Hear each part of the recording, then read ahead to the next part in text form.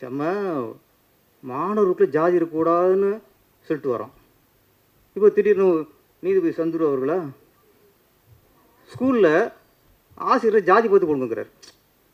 மாணவர்களுக்கே ஜாதி வேணாங்கிறான், நீ ஜாதி பார்த்து ஆசிரியரில் அந்த அந்த அந்தந்த பகுதிகளில் ஜாதி பார்த்து ஆசிரியரில் போடுனா என்னங்குது? அப்போ நீங்கள் ஒன்று பண்ணுங்க, ஆசிரியர்கள்ட்டையும் சேரும்போது அவரையும் ஜாதி சேர்ந்து வாங்க, நாடு நாசமாக போகும். பேரரசு அவர்கள் சந்துருவை பற்றி நீ வாத்தியார் அவர் எந்த கோணத்தில் எதுக்காக சொல்லியிருக்காருன்னு புரிஞ்சுட்டு பேசுங்க. சந்துருங்கிறவர் ஒரு மாபெரும் மனிதன், ஒரு சமூக நீதி போராளி. அவரை வச்சு தான் ஜெய்பீம்னு படமும் எடுத்தாங்க. அதை முதல்ல புரிஞ்சுக்கங்க. ஜாதி கூடாதுன்னு சொல்லிட்டு போனீங்கல்ல, எல்லாம் சொல்கிறாங்கல்ல. நிர்மலா சீதாராமனை ஏன் அங்கே போட்டு வச்சுருக்கீங்க? நிர்மலா ஏன் நம்ம பொன் ராதாகிருஷ்ணனை போடுங்க. நம்ம தோற்று போனாங்களே கவர்னர் தமிழிசை சவுந்தரராஜனை போடுங்க. எந்த ஜாதிக்காரங்களே அங்கே உட்காந்துட்டு இருக்கீங்க?